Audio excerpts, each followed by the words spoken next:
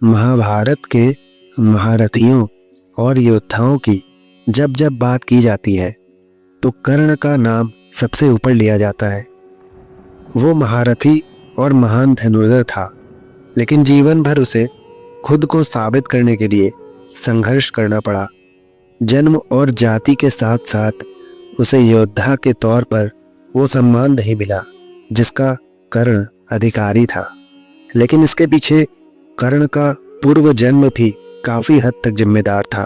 मित्रों, आज की इस वीडियो में हम आपको कर्ण, अर्जुन और भगवान श्री कृष्ण के पुनर्जन्म से जुड़ी एक कथा के विषय में बताएंगे, इसलिए इस वीडियो को अंत तक पूरा अवश्य देखें। ये कहानी त्रेता युग की है। त्रेता युग अर्थात भगवान श्री राम का युग।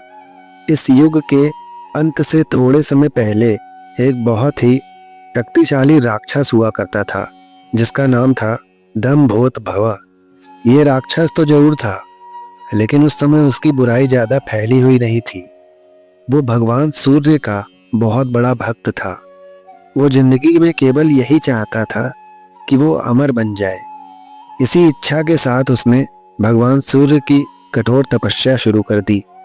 वो काफी सालों तक भगवान सूर्य की कठोर तपस्या करता रहा और कई सालों के बाद आखिर वो समय आ ही गया जब भगवान सूर्य उस पर प्रसन्न हो गए और उसको दर्शन देकर बोले कि तुम्हें क्या वरदान चाहिए, मैं तुमसे बहुत प्रसन्न हूँ।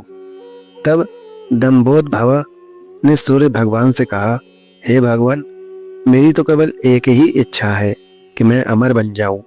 यह सुनकर भगवान सूर्य ने उसे तुरंत मना कर दिया और कहा कि अमरत्व का वरदान तो मैं तुम्हें नहीं दे सकता।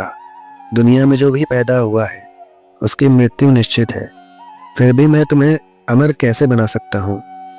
भगवान सूर्य की ये बात सुनकर वो बहुत ज़्यादा दुखी हुआ, लेकिन तुरंत उसने सोचा कि क्यों ना मैं भगवान से ऐसा वरदान मांग लूँ जो अमरत्व का ना हो, लेकिन सीधे सीधे अमरत्व के बराबर हो। तो उसने भगवान सूर्य से कहा, हे सूर्यदेव, आप मुझे अमर होने का वरदान नहीं दे सकते, लेकिन मुझे ये वरदान तो दे सकते हैं कि मेरे शरीर में आप 1000 कवच लगा दे। ऐसा कवच जो इस दुनिया की सबसे ताकतवर ढाल हो, और एक कवच को निकालने के लिए एक मनुष्य को कम से कम 1000 साल तक मुझसे लड़ाई करनी पड़े, और जैसे ही 1000 साल हो जाए और वो कवच को निकाले, ठीक उसी समय उसकी मृत्यु हो जाए। भगवान सूर्य यह सुनकर सोच में पड़ गए।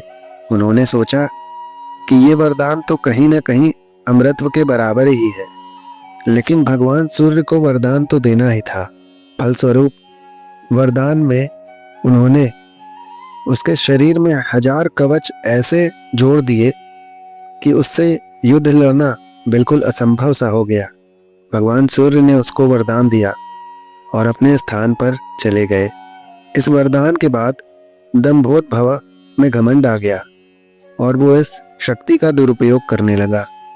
अब वो पूरी तरह से राक्षस बन गया था और वो सभी लोगों पर अत्याचार करने लगा। ऐसा काफी समय तक चलता रहा। दुनिया में जितने भी प्राणी थे वो यही प्रार्थना कर रहे थे कि इसकी मृत्यु कैसे भी हो, जल्दी हो जाए। एक तरफ तो इसका अत्याचार ही चल रहा था, दूसरी तरफ जो राजा दक्ष थे, उनकी एक बेटी थी जिसका नाम था मूर्ति, जिसकी शादी भगवान ब्रह्मा के एक मानस पुत्र के साथ हुई। और जब मूर्ति की शादी हुई तो उसने देखा कि पृथ्वी पर बहुत अत्याचार हो रहा है और ये राक्षस तो लोगों के साथ बहुत ही क्रूरता कर रहा है। दंभोत भव का नाम 1000 कवच मिलने के बाद सहस्रा कवच हो गया था। सहस्रा कवच के अंत की इच्छा के लिए मूर्ति भगवान विष्णु की तपस्या करने लगी और आखिरकार वो दिन आ ही गया जब भगवान विष्णु ने उसे दर्शन दिए। भगवान ने उससे कहा कि मैं भली भांति जानता हूँ कि तुम किस लिए तपस्या कर रही हो, फिर भी तुम बताओ कि तुम्हारी इच्छा क्या है जो मैं पूरी कर सकता हूँ। तब मूर्ति ने कहा कि प्रभु, मैं चाहती हूँ कि जो सहस्रा कवच है उसकी मृत्यु हो जाए। प्रभु ने कहा, मैं तुम्हें वरदान देता हूँ कि उसकी मृत्यु के लिए केवल तुम ही जिम्मेदार रहोगी, यानी केवल तुम्हारी वजह से ही उसका वध होगा। ये कहकर भगवान विलीन हो गए। मूर्ति यह सब सुनकर बहुत प्रसन्न हो गई। कुछ सालों के बाद मूर्ति के 2 जुड़वा बच्चे हुए, नर और नारायण। माना जाता था कि नर और नारायण भले ही 2 शरीर थे, लेकिन उनकी आत्माएं एक ही थीं। नर जो कुछ भी सोचते थे उसको नारायण पूरा करते थे, और नारायण जो सोचते थे उसे नर पूरा कर देते थे। एक समय की बात है, जब ये दोनों बद्रीनाथ में पूजा पाठ कर रहे थे, उस समय सहसरा कवच वहां आ गया और बिना मतलब के लोगों और जानवरों के ऊपर अत्याचार करने लगा। जब ये बात नर और नारायण को पता चली तो नारायण वहां उठकर चले गए। नर वहीं तपस्या में लीन रहे। नारायण ने देखा कि ये तो बहुत गलत हो रहा है और ये राक्षस बहुत आतंक मचा रहा है, तो नारायण ने सीधे सीधे उसे युद्ध के लिए ललकारा। उस राक्षस ने देखा कि ये कौन है जो मुझे पहली बार युद्ध के लिए ललकार रहा है। वरदान मिलने के बाद पहली बार सहस्रा कवच की आंखों में डर दिखाई दे रहा था। फिर नारायण और सहस्रा कवच के बीच 1000 साल तक कड़ा युद्ध चलता रहा और आखिरकार वो समय आ ही गया जब उसका पहला कवच नारायण निकालने वाले थे। युद्ध होते होते नारायण ने उसका पहला कवच खींचा और जैसे ही पहला कवच बाहर निकाला वैसे ही नारायण की मृत्यु हो गई। उधर नर पिछले 1000 सालों से भगवान शिव की कड़ी तपस्या करके मृत संजीवनी की विद्या प्राप्त कर चुके थे। इधर नर उठे और नारायण को तुरंत अपनी विद्या से जीवित कर दिया और नर ने राक्षस के साथ युद्ध करना शुरू कर दिया। उधर जीवित हुए नारायण तपस्या में लीन हो गए। अब नर का युद्ध राक्षस के साथ चल रहा था। उसे भी 1000 वर्ष बीते और फिर जैसे ही नर ने दूसरा कवच निकाला उनकी मृत्यु हो गई। दूसरी तरफ भगवान शिव की आराधना करते हुए नारायण को भी मृत संजीवनी की जो विद्या प्राप्त हुई उससे उन्होंने नर को जिंदा कर दिया और नारायण ने फिर से युद्ध करना शुरू कर दिया। उन्होंने तीसरा कवच भी निकाल दिया और उनकी मृत्यु हो गई। नर ने तपस्या से उठकर अपने भाई को पुनर्जीवित कर दिया और जीवित होते ही नारायण वापस तपस्या में बैठ गए। दूसरी तरफ नर ने फिर से लड़ाई शुरू कर दी। ऐसा करते करते दोनों भाइयों ने मिलकर राक्षस के 999 कवच उखाड़ दिए। अब एक ही कवच बचा था जिसके कारण सहस्रा कवच घबरा गया। ऐसा सचमुच भगवान विष्णु के वरदान के कारण ही हुआ था कि नर और नारायण की आत्मा एक ही थी, पर शरीर तो दोनों की मृत्यु एक दूसरे के बिना निश्चित ही नहीं थी। अच्छा समझ गया कि ऐसे तो मैं जीत नहीं पाऊंगा।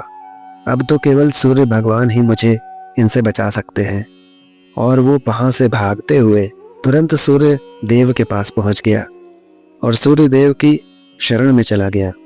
अब सूर्य देव ने कहा कि ये मेरा भक्त है, इस तरह से मेरी शरण ले रहा है। तो सूर्य देव ने उस पर दया दिखाते हुए उस राक्षस को अपने अंदर समा लिया। और नर और नारायण को जब यह बात पता चली कि सूर्य देव ने एक राक्षस को अपने अंदर समा लिया है तो उनको बहुत बुरा लगा।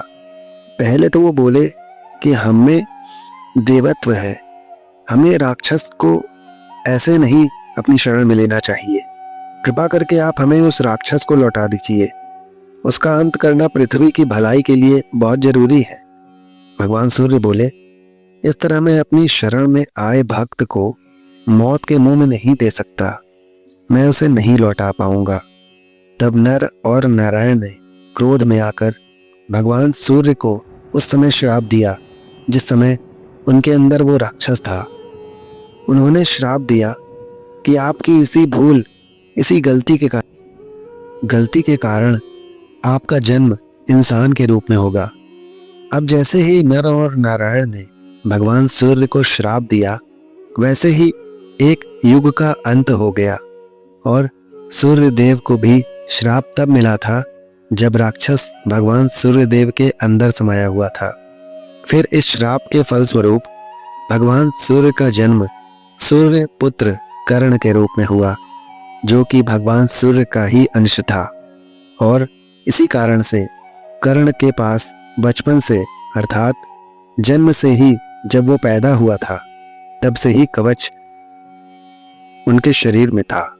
ये कवच उसी राक्षस का था जो नर और नारायण से लड़ाई करते करते सूर्य देव के पास बचने आया था, और उसके पिछले जन्म में 999 कवच तो नर और नारायण ने काट ही दिए थे, परंतु सूर्य भगवान के अंदर प्रवेश करते समय जो एक कवच बचा था वो यही कवच था जो कर्ण के पास उनके जन्म के समय में था।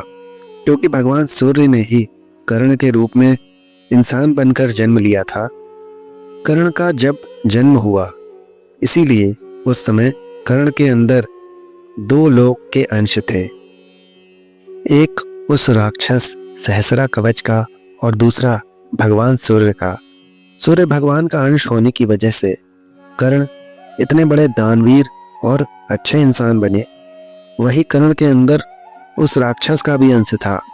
इस वजह से कर्ण हमेशा गलत के साथ खड़े होकर रहे और गलत के साथ मिलकर ही उन्होंने महाभारत की लड़ाई लड़ी। जिस तरह सूर्य भगवान का अगला जन्म कर्ण के रूप में हुआ, उसी तरह नारायण का अगला जन्म भी इंसान के रूप में हुआ।